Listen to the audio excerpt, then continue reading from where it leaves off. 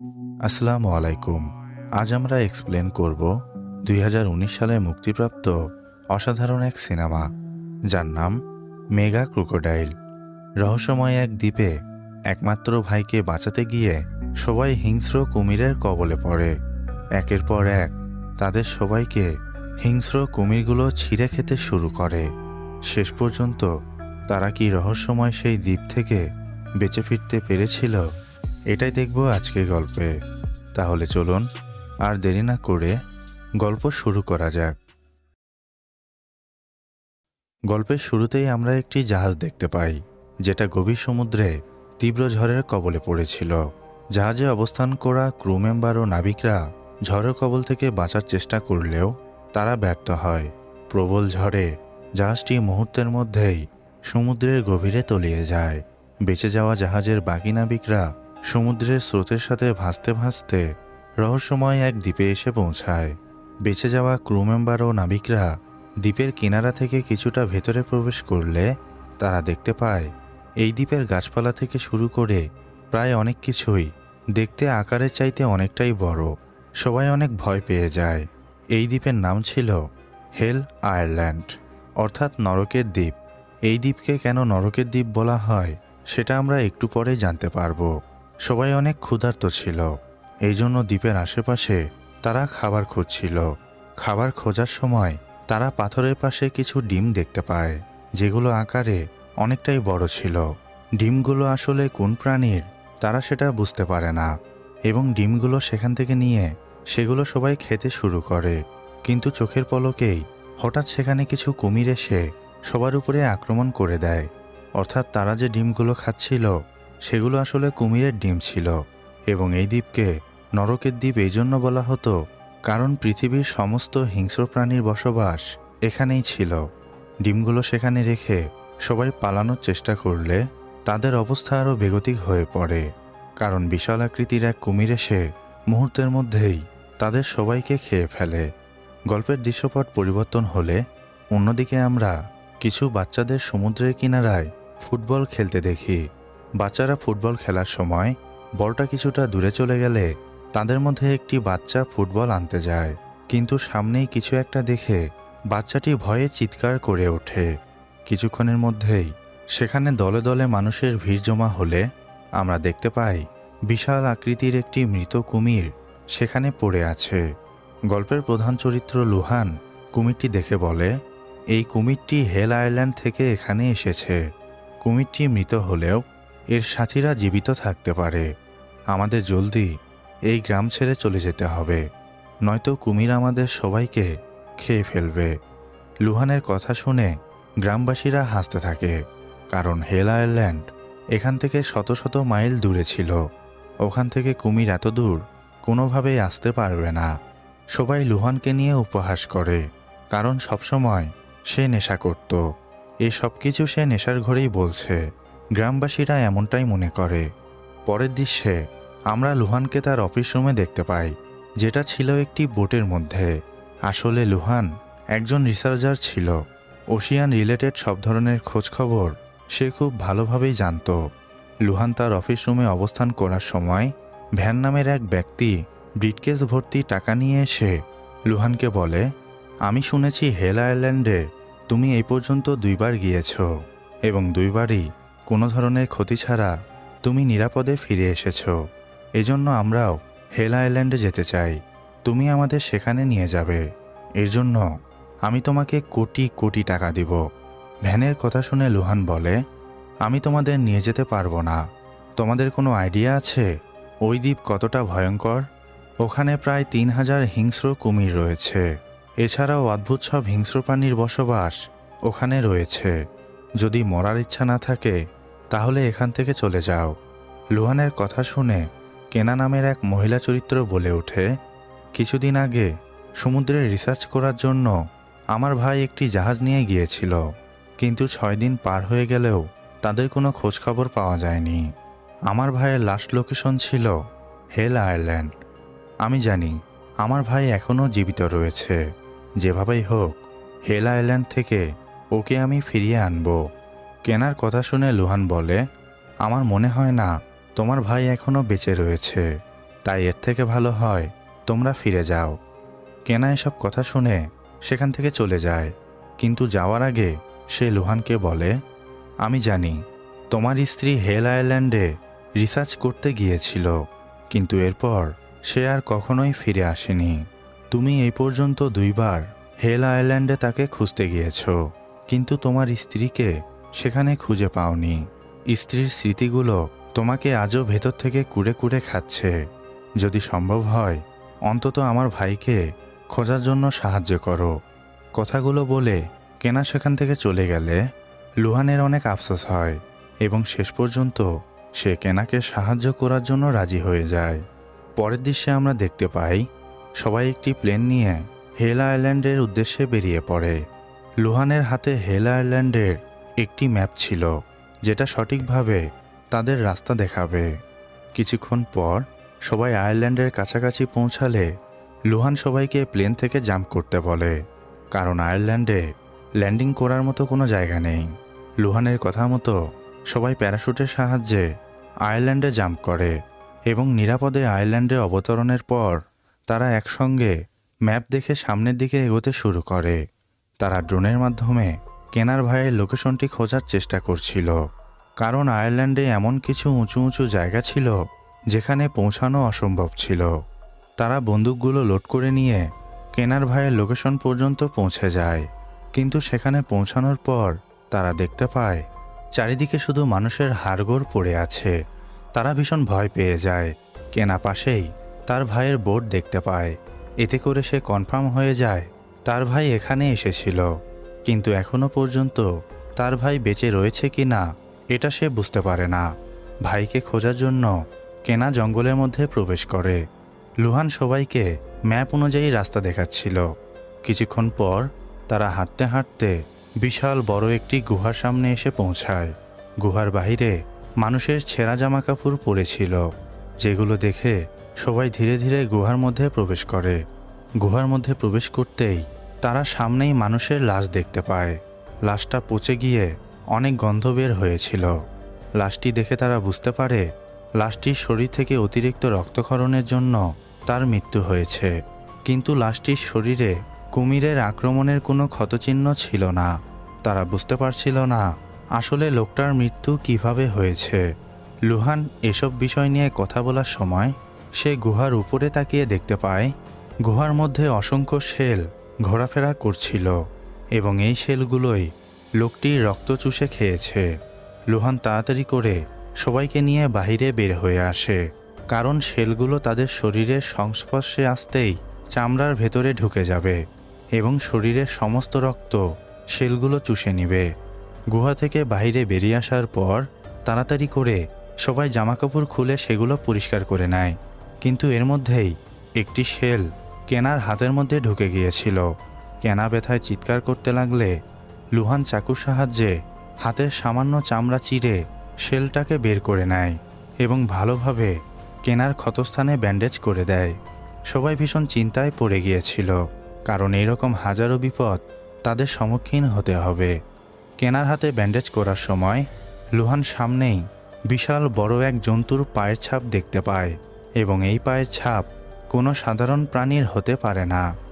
Lujan সবাইকে বলে, এটা কোনো ডাইনোসরের পায়ের ছাপ হতে পারে না, কিন্তু কোনো মিউট্যান্ট কুমিরের পায়ের ছাপ হতে পারে।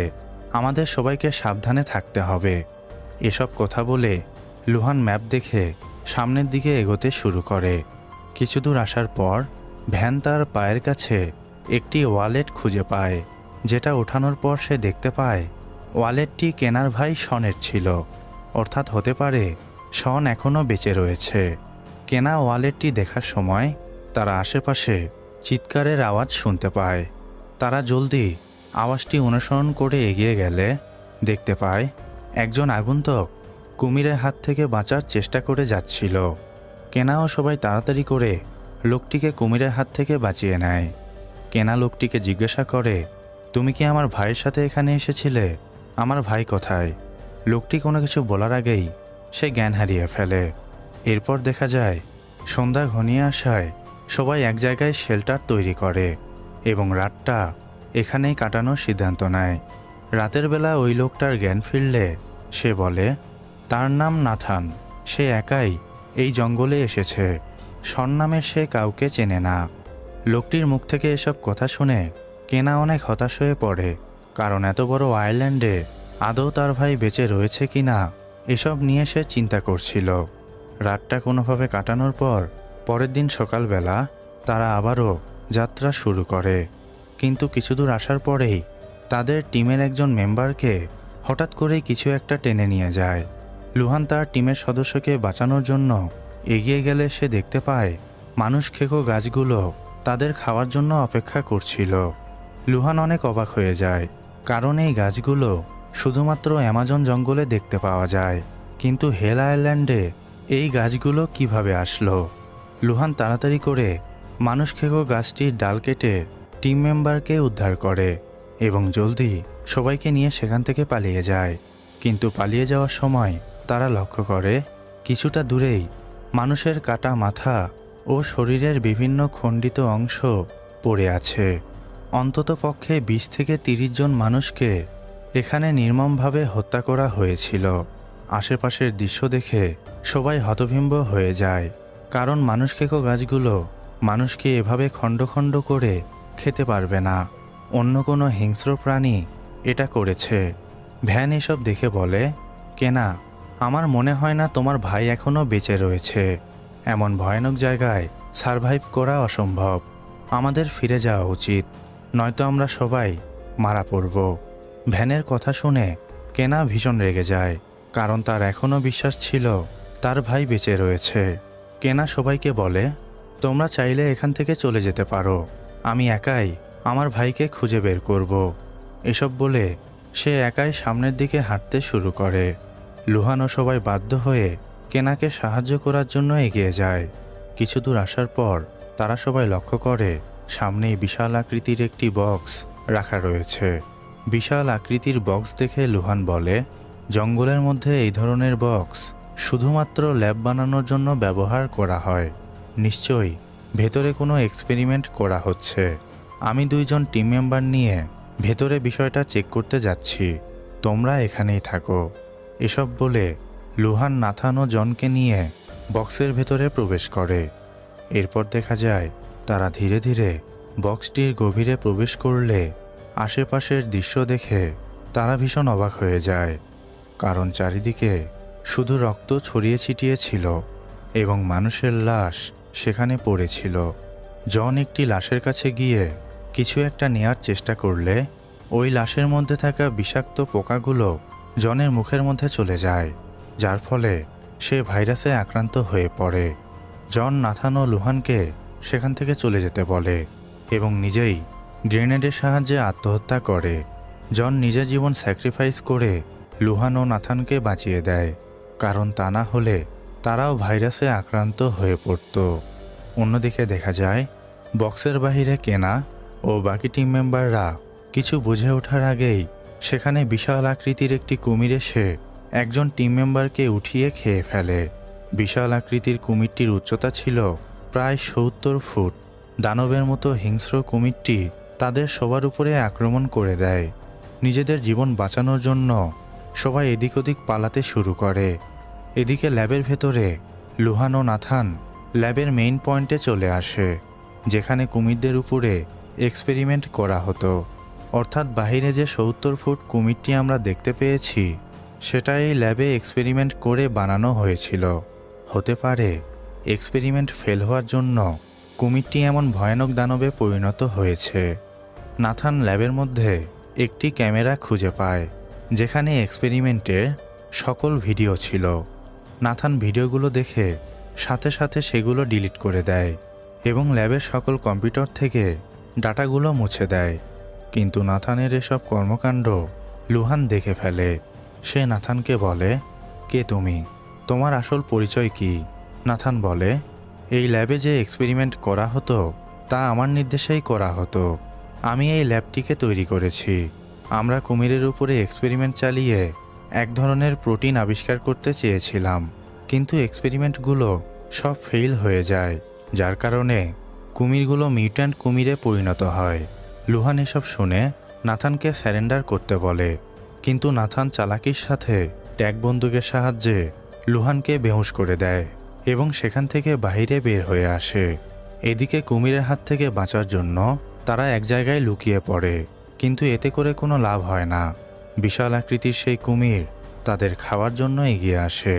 কেনা ও ভ্যান চুপচাপ দাঁড়িয়ে মৃত্যুর সময় গুনছিল, কারণ এত বড় কুমিরের সাথে তারা লড়াই করতে পারবে না। কিন্তু হঠাৎ করেই সেখানে কেউ একজন এসে চারিদিকেই স্মোক করে দেয়। ধোঁয়ায় কোনো কিছু দেখতে না পাওয়ায় কুমিরটি সেখান থেকে চলে যায়। কেনা দেখতে পায় স্মোক করা ব্যক্তিটি আর কেউ নয়, বরং তার ছোট ভাই ছিল। ভাইকে দেখতে পেয়ে সে দৌড়ে গিয়ে তাকে জড়িয়ে ধরে। কেনার যেন খুশির অন্ত ছিল না, কিন্তু এই খুশিটা বেশিক্ষণই স্থায়ী হয় না। নাথান সেখানে এসে একটি জালে সবাইকে বন্দি করে দেয় এবং কুমিরটি আসার জন্য ফাঁদ পেতে অপেক্ষা করে। নাথান মূলত কুমিরটাকে ট্যাগ বন্দুক দিয়ে বেহুশ করার চেষ্টা করবে, যাতে করে সে কুমিরটার উপর আবারও এক্সপেরিমেন্ট করতে পারে। কিন্তু তার এই প্ল্যানিং কোনো কাজেই আসে না। কুমিরটি সেখানে আসার সাথে সাথেই নাথানের উপরে হামলা করে দেয় এবং তাকে গুরুতর আহত করে কুমিরটি কেনাদের জালের উপরে হামলা করে দেয়। জাল ছিঁড়ে সবাই নিচে পড়ে গেলে কুমিরটি কেনার উপরে আক্রমণ করে তাকে মুখে নিয়ে নদীতে ঝাঁপ দেয়। কোনোভাবেই তারা কেনাকে বাঁচাতে পারে না। এতক্ষণে সেখানে লুহানও চলে এসেছিল, কিন্তু কেনাকে সে বাঁচাতে পারেনি। কেনার মৃত্যুতে সবাই ভীষণ ভেঙে পড়ে। এদিকে একটি গুহার মধ্যে আমরা দেখতে পাই কেনা এখনও বেঁচে ছিল, কিন্তু তার অবস্থা ভীষণ খারাপ হয়ে গিয়েছিল। তার বাঁ পা সম্পূর্ণ ভেঙে গিয়েছিল, তার শরীর থেকে প্রচুর রক্তক্ষরণ হচ্ছিল। কেনা তার আশেপাশে তাকিয়ে দেখতে পায় সেখানে অনেক লাশ পড়ে আছে, অর্থাৎ কুমিরটি তার শিকার ধরে নিয়ে এসে এখানেই রাখত। কেনা তার কাছে থাকা রেডিওর সাহায্যে লুহানের সাথে যোগাযোগ করার চেষ্টা করে এবং অনেক চেষ্টার পর সে কন্ট্যাক্ট করতে সক্ষম হয়। কেনা বলে, আমি একটি গুহার মধ্যে রয়েছি, এখান থেকে আমি কিছুতেই বের হতে পারবো না। এই গুহাটি কোথায় রয়েছে সেটা আমি বলতে পারবো না, যা করার তোমাকেই করতে হবে। লুহান এসব শুনে ম্যাপ দেখে 3টি গুহা বেছে নেয়, অর্থাৎ এই 3টি গুহার মধ্যেই কেনা থাকতে পারে। এরপর লুহান আর দেরি না করে একটি বোট নিয়ে প্রথম গুহার কাছে পৌঁছে যায় এবং বাইরে থেকে কেনাকে ডাকতে থাকে। লুহানের আওয়াজ পেয়ে কেনা চিৎকার করতে লাগলে তারা বুঝতে পারে এই গুহাতেই কেনা রয়েছে। তারা জলদি কেনাকে গুহার মধ্যে থেকে উদ্ধার করে বোট নিয়ে সেখান থেকে চলে যায়, কিন্তু দানব আকৃতির সেই কুমিরটাও তাদের পিছু নেয়। লুহান সবাইকে নিয়ে তাড়াতাড়ি করে বোট নিয়ে কিনারায় পৌঁছানোর পর পাহাড়ের উঁচু একটি জায়গায় চলে আসে, যেখানে আগে থেকেই লুহান সবকিছু প্ল্যানিং করে রেখেছিল। সে এখানে অনেকগুলো তেলের ট্যাঙ্ক আগে থেকেই এনে রেখেছিল। কুমিরটি তাদের পিছু করে সেখানে চলে আসতেই তেলের ট্যাঙ্কের সাথে বেঁধে কুমিরটি পাহাড় থেকে নিচে পড়ে যায় এবং সাথে সাথেই লুহান একটি গ্রেনেড সেখানে ছেড়ে দেয়। বিশাল এক বিস্ফোরণে কুমিরটি আগুনে ঝলসে সেখানেই মারা যায়। কিন্তু এই হেলা আইল্যান্ড থেকে শেষ পর্যন্ত তারা বেঁচে ফিরতে পারবে কিনা এটা আমরা মুভিটির দ্বিতীয় পার্টে দেখতে পারবো। গল্পটি এখানেই সমাপ্তি হয়। আজকের মতো বিদায় নিচ্ছি। আল্লাহ হাফেজ।